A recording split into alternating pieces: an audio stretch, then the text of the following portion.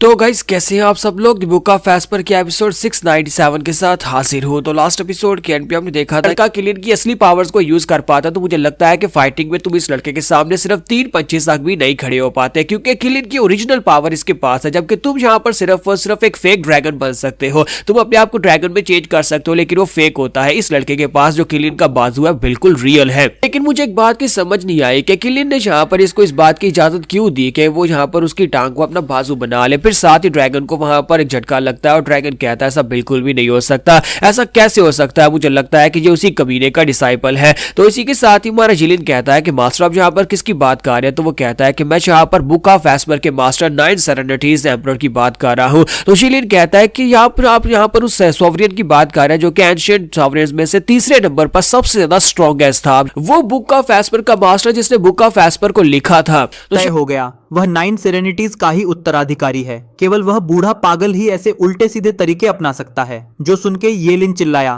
10 ancient emperor में तीसरे number के 9 सेरेनिटी सॉवरेन? हाँ, वही हो सकता है। मैं इस बच्चे के डांटियन में उसकी तरह ही एनर्जी महसूस कर पा रहा हूँ। उसकी एनर्जी हजारों चीजों का मिश्रण था। सुना था 9 सेरेनिटीज ने हेवनली सॉवरेन के वॉइड आई के बराबर की स्किल विकसित की थी, जो किसी भी कॉन्स्टिट्यूशन के साथ कंपैटिबल है। अब जबकि मैंने इसे देखा है, मुझे अब जाकर यकीन हुआ ऐसी कल्टीवेशन मेथड सच में है। और फिर सहमति जताते हुए कहा, इसी वजह से उसका शरीर बिना टकराव के अलग अलग शक्तियों को अपने अंदर रख सकता है, खासकर हमारी 5 महान सेक्रेड बीस्ट्स की शक्तियां। वॉल्टिंग कुनपेंग का केओस फ्लेम, सोरिंग किलिन का ऑलमाइटी फ्लैश, थंडर फेनिक्स का पर्पल लाइटनिंग। अभी यह सब शांत हैं। अगर यह टकराते तो उसे कब का खत्म कर देते। जो सुनकर येलिन चौंका और कहा, आप कह रहे हो उसके पास 3 महान सेक्रेड बीस्ट की शक्तियां हैं? उसने लड़ाई के दौरान भी कुछ महसूस किया था, लेकिन मास्टर की पुष्टि सुनकर हक्का बक्का रह गया। एक भी होना गर्व की बात होती है, पर उसके पास 3 यह कौन सा लकी बंदा है? वो यह मानना पसंद करता कि जुओफैन बस एक सेक्रेड बीस्ट इनहेरिटर है। बाकी 2 पोबरे किसी और से आए थे जिसे वापस लौटाने थे। लेकिन इतने सारे इनहेरिटेंस, यह तो पागलपन जैसा है। जो सुनकर फायर ड्रैगन ताना मारा, हम 3 सेक्रेड बीस्ट की शक्तियां के बारे में तुम्हें अभी भी पता नहीं चला।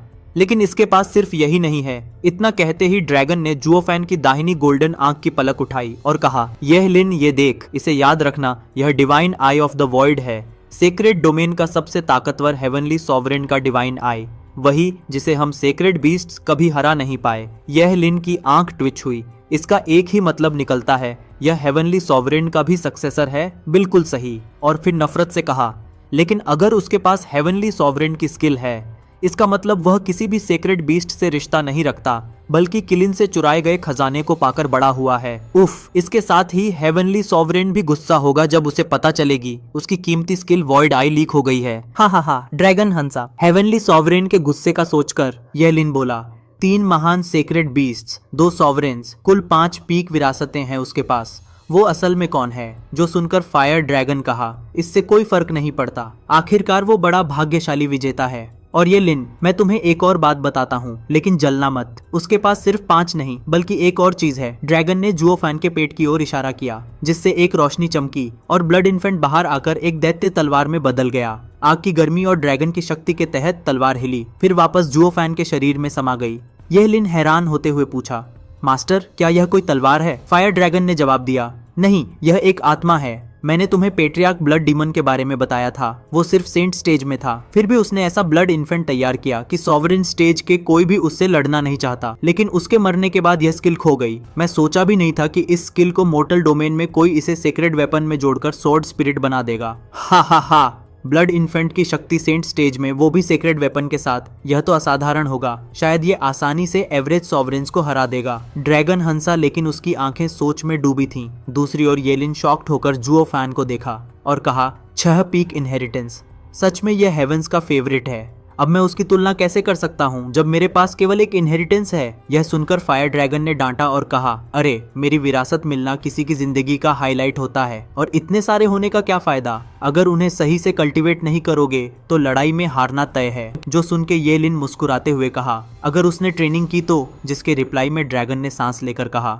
फिर तो वह अनस्टॉपेबल होगा। जो सुनकर येलिन ठहरा और हैरान होकर जुओफैन को ही देखने लगा। तभी ड्रैगन ने सिर हिलाकर कहा, पर यह असंभव है। सॉवरेन्स की अल्टीमेट स्किल्स और सेक्रेड बीस्ट्स की एबिलिटीज लाखों सालों में आई हैं। सबको एक साथ मास्टर करना नामुमकिन है।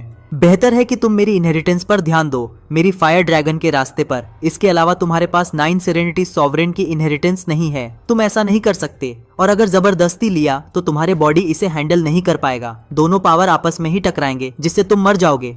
थोड़ा निराश होकर यह लिन अंत में सिर हिलाया, फिर नीचे देखकर बोला, मास्टर, उसकी बॉडी बिल्कुल खत्म हो चुकी है, लेकिन उसकी सोल बच सकती है। ड्रैगन ने फिर हंसते हुए कहा, हाँ, उसकी सोल केओस फ्लेम की रक्षा में है, खुद अपने आप ठीक हो जाएगा। पर जितनी चोट लगी है, ठीक होने के लिए मेरी मदद चाहिए, और बॉडी अभी भी पूरी तरह खत्म नहीं हुआ। ब्लड इन्फेंट उसकी रक्षा कर रहा है, वो जीवन का स्रोत है। जब तक ब्लड इन्फेंट उसके अंदर है, शरीर कभी नहीं मरेगा, बस शरीर को ठीक करने की जरूरत पड़ेगा। जिसके बाद ड्रैगन ने एक गोल्डन स्केल तोड़कर जुओ फैन पर रखा, फिर एक भयंकर गोल्डन फायर से उसे घेर लिया, जिससे वह जलने लगी। तेज गोल्डन फ्लेम और तेजी से जलने लगा। Refining decimating dragon scale armour. येलिन ने अपनी आंखें तंग करते हुए वह फेमस सीन लंबे समय तक देखा। वही तरीका था जिससे उसे भी बचाया गया था। यह देखते हुए वह पूछने लगा, मास्टर, क्या आप फिर से अपनी रिवर्स स्केल और डेसिमेटिंग गोल्डन फ्लेम का इस्तेमाल कर रहे हैं उसके शरीर को ठीक करने के लिए? इसका मतलब वो मुझ जैसा ही हो जाएगा क्या? क्यों आप ऐसा कर रहे हैं? क्या तुम जेलस हो रहे हो? मास्टर ने बिना शर्त डिसाइपल की बात सुने ही हाँ में सिर हिलाया। येलिन का फेस ट्विच्ड हुआ, फिर उसने साइड करते हुए कहा, लेकिन इससे तो उसे 7वीं पीक इनहेरिटेंस मिल जाएगी। डेसिमेटिंग गोल्डन फ्लेम, जो सिर्फ मेरे पास था, अब उसके पास भी होगा, जबकि मेरे पास वह नहीं है जो उसके पास है। मास्टर, यह चीज मेरे मन को चैन नहीं दे रहा। जो सुन के फायर ड्रैगन हंसते हुए कहा, सड़े हुए बउआ, इसमें क्या गड़बड़ है? क्या तुम अकेले वो सब कर सकते हो जो मैंने तुम्हें कहा था? हाँ, मुझे पता है तुम्हारे लिए यह कितना मुश्किल है। जब इतना परफेक्ट और रेयर बंदा मेरे पास आया है, जो एक किंड्रेड स्पिरिट भी है, मैं सब कुछ यूज करूंगा उसे बचाने और मजबूत करने के लिए, ताकि वह मेरा काम पूरा कर सके, क्योंकि हम लोग एक साथ ही है, एक ही बोट के सवारी। यह सुनकर येलिन आईब्रो ट्विस्ट करते हुए कहा, एक ही साथी?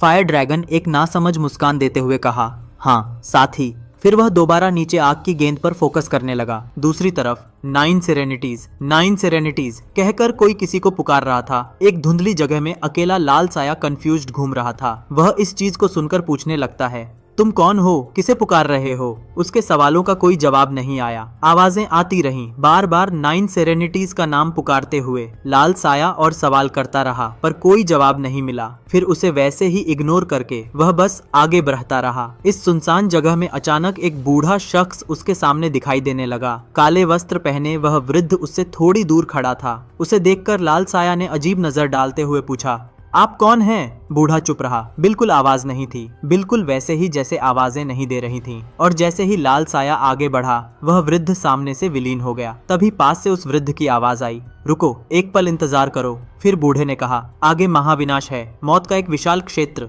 अगर तुम और आगे बढ़े तो तुम फिर कभी वापस नहीं लौट सकोगे। फिर साया ने उसकी ओर देखकर पूछने लगा, मृत्युलोक का स्थान यह क्या है? यह सुनकर बूढ़े ने जवाब दिया, वह जगह जहाँ सभी आत्माएं विलीन हो जाती हैं। ये मरलोक है, जहाँ पर कोई भी सोल एक बार जाने के बाद वापस नहीं लौट पाता है। जो सुनकर जूफिन की सोल उस बूढ़े आदमी से पूछता है, तो फिर मुझे कहाँ पर जाना चाहिए? जो सुनकर वो बूढ़ा आदमी कहता है, चलो हम दोनों यहीं पर ही इंतजार करते हैं। तभी वहाँ पर आवाज आने लगती है, 9 सेनेटरीज, हम लोग आपके वापस आने का इंतजार कर रहे हैं। आप कहाँ पर हैं? जल्दी से हमारी मदद के लिए वापस आ जाए, हम लोग आपके वापस आने के इंतजार में हैं। ये सुनने के बाद जूफिन की सोल उस बूढ़े आदमी से पूछता है, क्या वो लोग किसी को बुला रहे हैं? क्या ये आप है जिनको वो लोग बुला रहे हैं? जो सुनकर वो बूढ़ा आदमी कहता है, हाँ। ये सुनकर जूफिन की सोल उससे पूछता है, तो फिर आप उनका जवाब क्यों नहीं दे रहे हैं? जिसके रिप्लाई में वो ओल्ड मैन कहता है, क्योंकि वो लोग सुन नहीं सकते और उन्हें जवाब देने में मुझे शर्म आता है, क्योंकि मैं उनसे किया हुआ वादा पूरा करने में असफल रहा और अब मैं उससे पीछे नहीं हट सकता। जो सुनकर जूफिन की सोल ने चारों ओर देखा। तभी वो बूढ़ा आदमी कहता है, हाँ देखो, बिना रास्ते के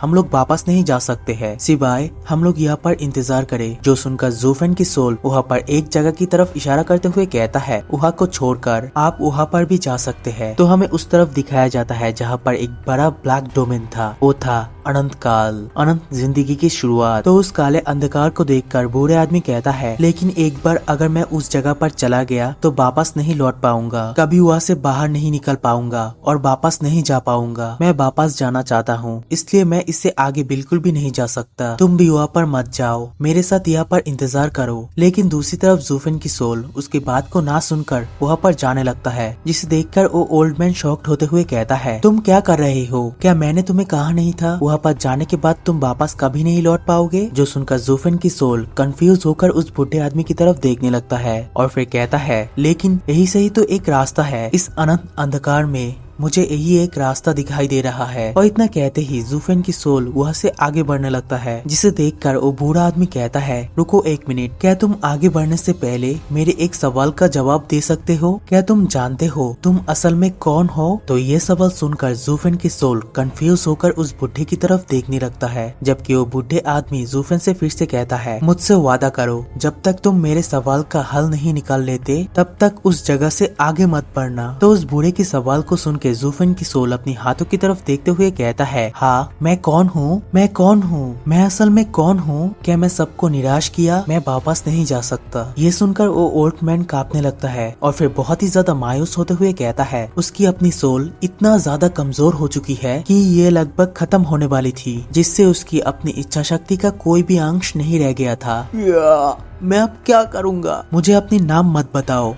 मैं ये सब कुछ लेकर उलझन में हूँ, सब खत्म हो गया। मैंने आप सभी लोगों को निराश किया है, अब वापस जाने का कोई भी रास्ता नहीं है। मैं तो अपना नाम भी भूल रहा हूँ। अब मैं भी उसके साथ ही जाना चाहता हूँ। हाँ, मैं भी उसका पीछा ही करने जा रहा हूँ। दूसरी तरफ जूफिन की सोल मैं कौन हूँ, मैं कौन हूँ ये कहते हुए उस बूढ़े के पास से गुजरा, लेकिन उसने ये नहीं देखा कि वो बूढ़ा भी उसके साथ ऑफिस में और भी ज्यादा गहरा चला जा रहा था। तभी पीछे से जूफिन के ऊपर बहुत ही ज्यादा गोल्डन लाइट पड़ने लगी। उसके साथ ही जूफिन की सोल को पीछे से गर्मी आने लगी। वो पीछे मुड़कर जैसे ही आसमान की तरफ देखा, वो देख पाया आसमान में एक विशाल फायर की बॉल प्रकट हुआ था। और जैसे ही जूफिन उस गोल्डन फायर की तरफ देखा, उसके माथे पर ब्लू फायर अचानक एक्टिवेट हो गया। उसके साथ ही वो अजूरे फ्लेम पूरी जूफिन की सोल को अपने अंदर जलाने लगती है। जूफिन की सोल अजूरे फायर के अंदर जलकर वहाँ पर चीखने लगता है। अजूरे फायर में जलते हुए भी जूफिन की सोल कहने लगता है, मैं कौन हूँ, मैं कौन हूँ। इसी के साथ जूफिन की सोल वहाँ पर धीरे धीरे रिकवर होकर जूफिन की शेप में आने लगता है। जूफिन की असली अपनी सोल अब वहाँ पर धीरे धीरे बनने लगता है। तभी वो अचानक अजूरे फ्लेम के बीच से कहता है, मैं तो जूओ फैन हूँ, एक डिमोनिक एम्परर। मैं हूँ डीमन एम्परर जूए फैन। और इसी के साथ जूफिन की सोल वहाँ पर पूरी तरह बन जाता है। और जैसे ही जूफिन की सोल पूरी तरह बन जाता है, वो सोल आसमान में बनी वो गोल्डन गेट को देखने लगता है और फिर उस गोल्डन गेट की तरफ ही जाने लगता है। तभी जूफिन पीछे मुड़कर उस ओल्ड आदमी की तरफ देखता है, जो धीरे धीरे गायब हो रहा था, और फिर उससे सवाल करता है, आप कौन है? जिसके रिप्लाई में वो बूढ़ा हुआ से धीरे धीरे गायब होते हुए कहता है, हम लोग दोबारा फिर मिलेंगे, चाहे देर से ही सही, और चाहे इसका मतलब जिंदगी या मौत ही क्यों ना हो, हम लोग दोबारा फिर मिलेंगे, या शायद तुम्हारी एक बड़ी सफलता हासिल करने के बाद। हा गुड बाय बच्चे, तुमसे मिलकर अच्छा लगा। दूसरी तरफ जूफिन चौंकते हुए उस ओल्ड आदमी की तरफ ही देखने लगता है, लेकिन तभी हमारा सीन शिफ्ट होता है और हमें ड्रैगन डोम में जूफिन की बॉडी को आग से जलता हुआ देखने को मिलता है। येलिन भी उस आग की तरफ ही देख रहा था कि तभी कोई उस आग के अंदर से बाहर निकल आता है। आग से लिपटा जूफिन वहाँ पर आकर लैंड करता है और जैसे ही वो अपनी सिर ऊपर उठाता है, हमें देखने को मिलता है जूफिन की बॉडी के ऊपर भी वो गोल्डन शेल आ चुका था, ड्रैगन के गोल्डन शेल और ड्रैगन की आंखें। जूफिन वहाँ पर आकर बैठा ही होता है कि तभी उससे हेवनली बर्निंग गोल्डन ड्रैगन कहता है, बच्चे आखिरकार तुम जिंदा हो गए। जो सुनकर जूफिन चौंकते हुए उस बर्निंग हेवनली गोल्डन ड्रैगन की तरफ देखने लगता है और उस सेक्रेड बीस्ट को वहाँ पर देखकर जूफिन बहुत ही ज्यादा शॉक्ड हो जाता है। ये तो हेवनली बर्निंग ड्रैगन है। और फिर आसपास देखते हुए कहता है, ये तो बर्निंग फ्लेम वैली है, मैं यहाँ पर कैसे पहुँचा हूँ? तभी येलिन उससे कहता है, मैं तुम्हें यहाँ पर लाया हूँ। मैं जब वहाँ पर पहुँचा उस समय तुम हेवन एंड आर्ट्राइटिया सेक्टर के लोगों से घिरे हुए थे और तुम्हारा जिंदगी पूरी तरह खत्म हो चुका था। तुम वहाँ पर मरने वाले थे, तुम्हारा बॉडी और सोल पूरी तरह से खत्म होने वाला था, जबकि केवल मेरे मास्टर ही तुम्हें बचा सकते हैं, इसलिए मैं तुम्हें उठाकर यहाँ पर ले आया। तभी जूफिन उसके बातों को सुनकर कहता है, येलिन, क्या यह तुम हो? और फिर अचानक जूफेन वहाँ पर येलिन के पास पहुंचकर उसे पकड़ते हुए पूछता है। वहाँ पर तो किंगचैंग और बाकी लोग भी थे, उनका क्या हुआ? जो सुनकर येलिन उससे कहता है, तुम कब से दूसरों की परवाह करने लगे? इसे छोड़ो, पहले ये बताओ वो लोग कैसे है? जूफेन येलिन को मजबूती से पकड़कर जोर से पूछा। यह लिन ने आईब्रो उठाई। वह बोला, तुम्हें किस बात से फर्क पड़ने लगा? जोफान ने जल्दी से पूछा, बस बताओ, वे ठीक हैं?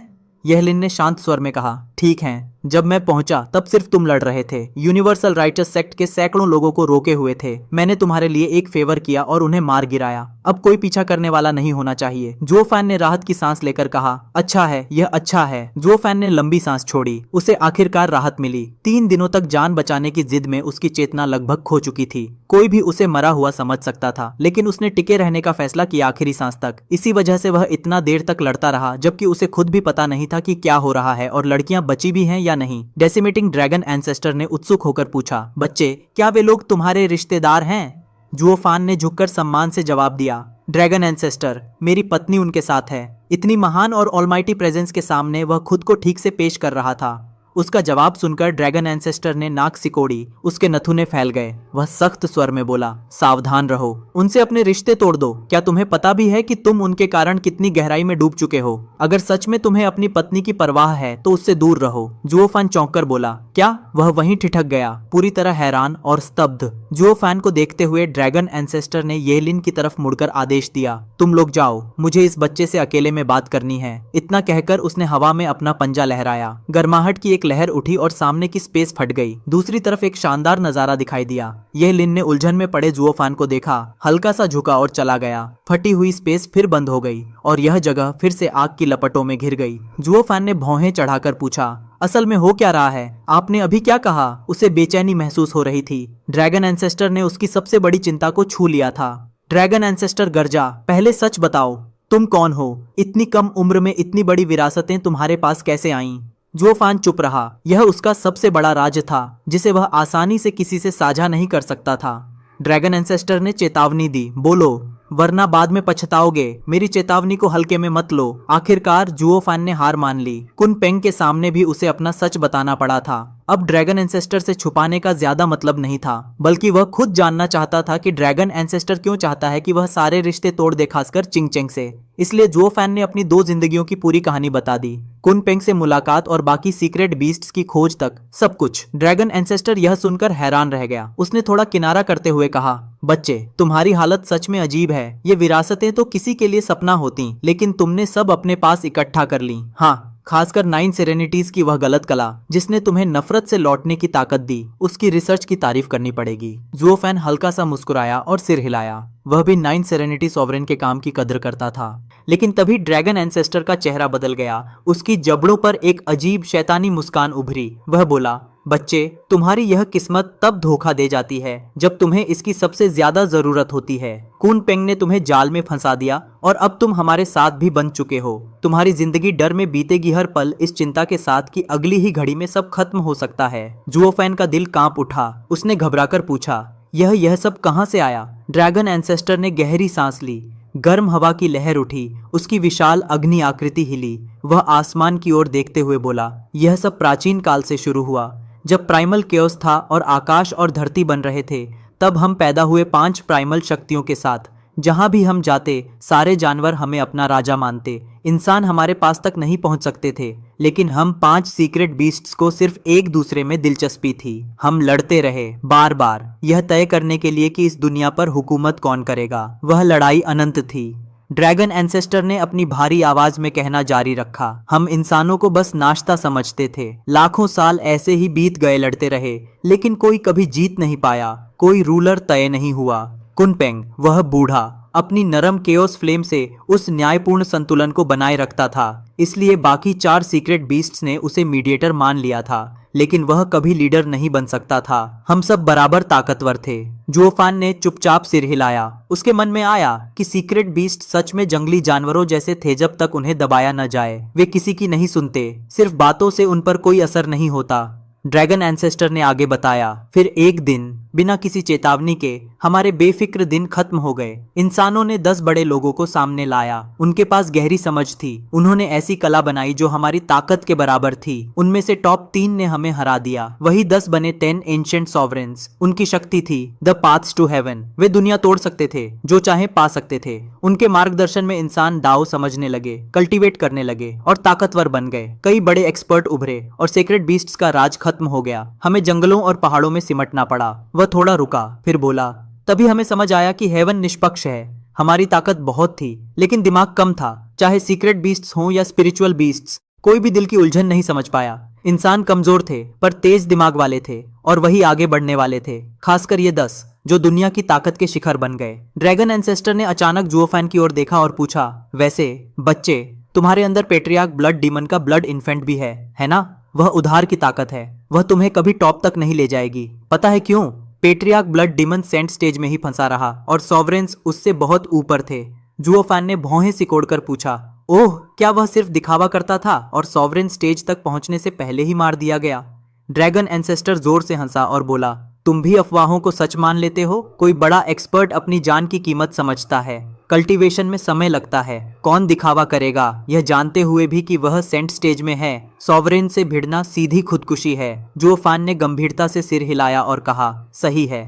अगर मैं पेट्रियार्क ब्लड डीमन की जगह होता तो दिखावा करने के बजाय चुपचाप सॉवरेन स्टेज तक पहुंचने की कोशिश करता।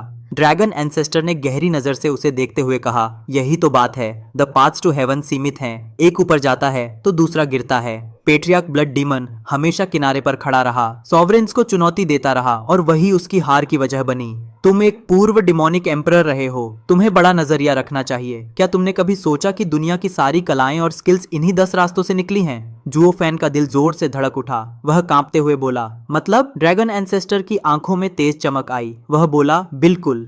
जब तक 10 सॉवरेन्स मौजूद हैं, इंसान चाहे जितना भी कल्टीवेट कर ले, वह उनसे आगे नहीं जा सकता। यही संतुलन है। दुनिया में एक समय पर बस कुछ ही अल्टीमेट एक्सपर्ट होते हैं। द पाथ्स टू हेवन उसी बैलेंस को बनाए रखते हैं। इसीलिए एक ऊपर जाता है तो एक गिरता है। सब कुछ इन्हीं के इर्द गिर्द घूमता है। जुओफैन चौंक गया। उसने घबराकर कहा, तो क्या इसका मतलब है कि सारे कल्टीवेटर एक ही स्टेज में अटके रहेंगे?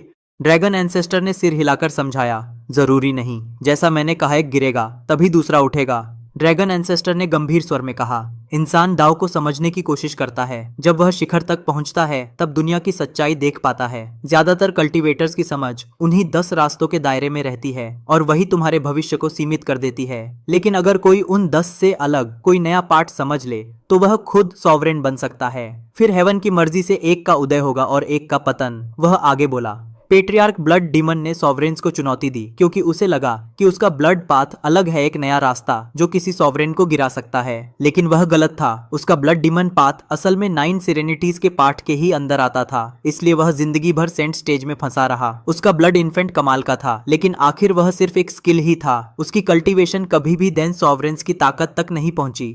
जुओफैन ने सोचते हुए सिर हिलाया। उसके मन में आया कि इतने सालों बाद भी कोई नया सॉवरेन पैदा नहीं हुआ। जो भी सॉवरेन बने थे वे बहुत पहले ही इन 10 एंशिएंट सॉवरेन्स के पार्ट को समझ चुके थे। ऐसी मेरिटोरियस दुनिया में यह काबिलियत बहुत कम लोगों के पास होती है। उसने मन ही मन सोचा, मेरा मास्टर एल्डर युएन दिल के पार्ट को समझ सकता था। अफसोस, उसकी एप्टीट्यूड कमजोर थी, इसलिए उसकी कल्टीवेशन आगे नहीं बढ़ सकी। इसी के साथ ये वाला वीडियो यहीं पर एंड करूंगा। Good bye.